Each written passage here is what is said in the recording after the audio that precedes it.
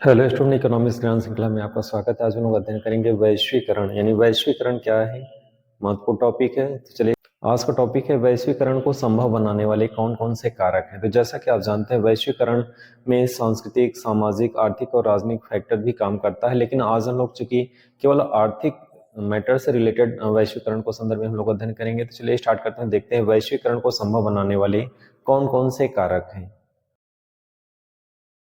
वैश्वीकरण को संभव बनाने वाले कारक में फर्स्ट है गुड्स, अर्थात व्यापारिक वस्तुएं। वैश्वीकरण को संभव बनाने वाले सेकंड कारक में सेवाएं हैं। सेवाओं के माध्यम से वैश्वीकरण की प्रक्रिया आगे बढ़ती है, यानी वैश्वीकरण संभव होता है। वैश्वीकरण को संभव बनाने वाले नेक्स्ट कारक में पूंजी है। तो अध्ययन करेंगे पूंजी कैसे वैश्वीकरण को संभव बनाता है। वैश्वीकरण को संभव बनाने वाले कारक में है श्रम, यानी कि इस तरह से श्रम के माध्यम से वैश्वीकरण की प्रक्रिया आगे बढ़ती है, यानी वैश्वीकरण संभव हो पाता है। वैश्वीकरण को संभव बनाने वाले कारक में प्रौद्योगिकी है, यानी प्रौद्योगिकी के माध्यम से भी वैश्वीकरण की प्रक्रिया आगे बढ़ती है और वैश्वीकरण को ये भी संभव बनाता है।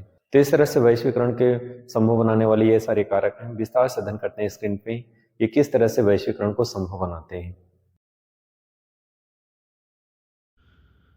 वैश्वीकरण का अर्थ हम लोग अध्ययन करेंगे सबसे पहले स्क्रीन पे।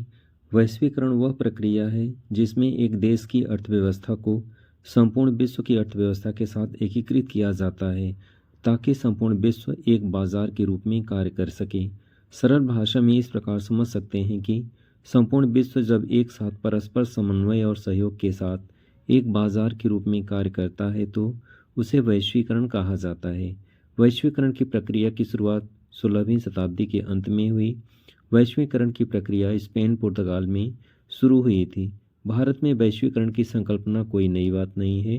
वसुधैव कुटुंबकम अर्थात पूरी धरती ही अपना परिवार है, ये विचार यहाँ अनादि काल से ही प्रचलित था।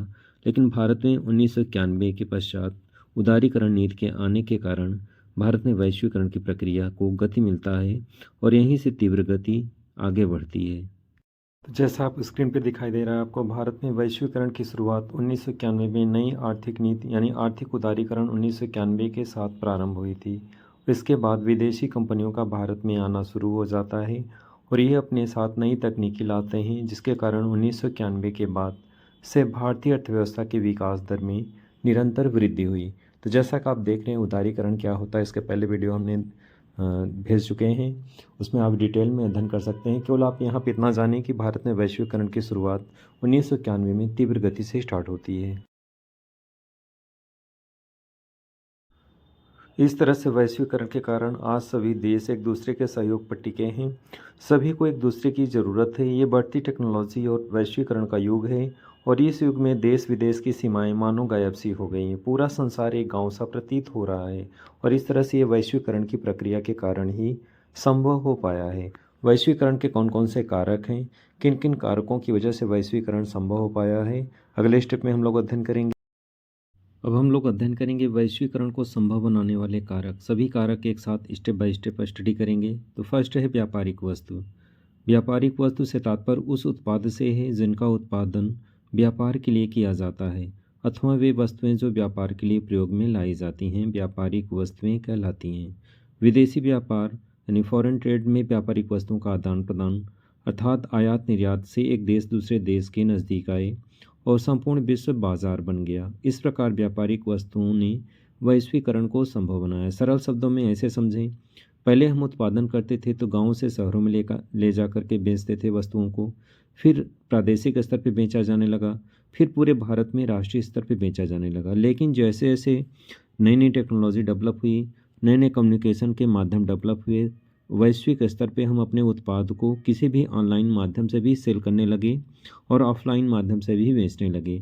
तीस तरह से व्यापारिक वस्तुएं एक माध्यम बनी वैश्वीकरण का और व्यापारिक वस्तुओं के माध्यम से हम वैश्विक बाजार में वस्तुओं को बेचने के कारण एक देश दूसरे देश के नज़दीक आए और वैश्वीकरण को बढ़ावा मिला। नेक्स्ट स्टेप में अध्ययन करेंगे सेवाओं का विस्तार।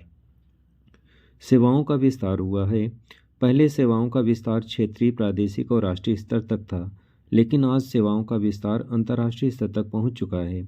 संचार साधनों के विकास से डॉक्टर, इंजीनियर, वकील, क्षेत्र विशेषज्ञ, टेक्नीशियन आदि सभी सेवाएं अंतर्राष्ट्रीय स्तर पर देने लगे हैं। सेवाओं की ज़रूरतों के कारण एक देश दूसरे देश के नज़दीक आए। सेवाओं के विस्तार ने वैश्वीकरण को संभव बनाया। तो इस तरह से जो सर्विसेज पहले दी जाती थी प्रादेशिक या राष्ट्रीय स्तर पर ही सीमित थी, लेकिन जैसे जैसे कम्युनिकेशन सिस्टम स्ट्रांग हुआ, संचार के साधन विकसित हुए, सेवाओं का भी विस्तार अंतर्राष्ट्रीय स्तर तक पहुँच गया और इस तरह से सेवाओं के विस्तार के कारण एक देश दूसरे देश के नज़दीक आए, पूरा विश्व एक जैसा हो गया। अब कोई सेवा देने में प्लेन से एक देश से दूसरे देश में जाने में ज़्यादा समय नहीं लगता और आसानी से अपनी सेवाएं प्रदान कर रहा है। तो इस तरह से सेवाओं का विस्तार हुआ है। सेवाओं के विस्तार के पीछे बहुत सारे कारक हैं, यानी कम्युनिकेशन सिस्टम भी एक माध्यम है या फिर परिवहन के साधन भी माध्यम है। तो इस तरह से सेवाओं का अंतर्राष्ट्रीय स्तर पर देने के कारण ही वैश्वीकरण को बढ़ावा मिला। नेक्स्ट स्टेप में अध्ययन करेंगे अंतर्राष्ट्रीय बाजार में पूंजी निवेश। पहले लोग बिजनेसमैन होते थे, गांव तक बिजनेस फैलाते थे, शहर तक फैलाते थे या फिर प्रदेश स्तर तक या फिर देश के अंदर अपनी फैक्ट्रियां लगाते थे। लेकिन आज के टाइम में बहुराष्ट्रीय कंपनियां हर देश में दूसरे देशों में अपनी पूंजी को निवेश कर रही हैं और इस तरह से अंतर्राष्ट्रीय स्तर पर पूंजी निवेश के कारण पूरा विश्व नज़दीक एक गांव जैसा बन गया है। तो अंतर्राष्ट्रीय बाजार में बहुराष्ट्रीय कंपनियों के द्वारा पूंजी निवेश के कारण एक देश दूसरे देश के नज़दीक आए। वैश्विक स्तर पर उदारीकरण नीति के कारण बहुराष्ट्रीय कंपनियों ने दूसरे देशों में बड़ी मात्रा में पूंजी निवेश किया है। एक देश दूसरे देश में नज़दीक आए हैं। इसके कारण इस तरह से अंतर्राष्ट्रीय बाजार में पूंजी निवेश ने वैश्वीकरण को संभव बनाया। यहाँ पे उदारीकरण आया, इसका वीडियो आपके पास जा चुका है। यानी व्यापार की नीतियाँ हर देश ने सरल बना दिया, जिससे दूसरे देश की कंपनियाँ आसानी से उस देश में अपनी पूंजी लगा सकें, फैक्ट्रियाँ स्थापित कर सकें। और इस तरह से पहले व्यापार के जो नियम थे बहुत ज़्यादा कठोर थे, लेकिन हर देश ने व्यापारिक नीतियों को सरल बना दिया, जिससे ज़्यादा से ज़्यादा मात्रा में बहुराष्ट्रीय कंपनियाँ पूंजी को निवेश कर सकें और औद्योगिकरण को बढ़ावा मिले। नेक्स्ट स्टेप में अध्ययन करेंगे श्रम का प्रवाह। वैश्वीकरण को संभव बनाने में श्रम का प्रवाह भी महत्वपूर्ण कारक है। रोजगार की तलाश में अधिक आय के उद्देश्य से लोग दूसरे देशों में काम करने के लिए जाते हैं। इस गतिविधि को श्रम का प्रवाह कहा जाता है। यानी ये एक्टिविटीज़ क्या कहलाती है? श्रम का प्रवाह कहलाती है। कहा जाता है कि पहले लोग रोजगार की तलाश में गांव से शहर तक जाते थे, आज लोग एक देश से दूसरे देश में रोजगार की तलाश में जाते हैं, जिससे बेहतर आय प्राप्त हो सके।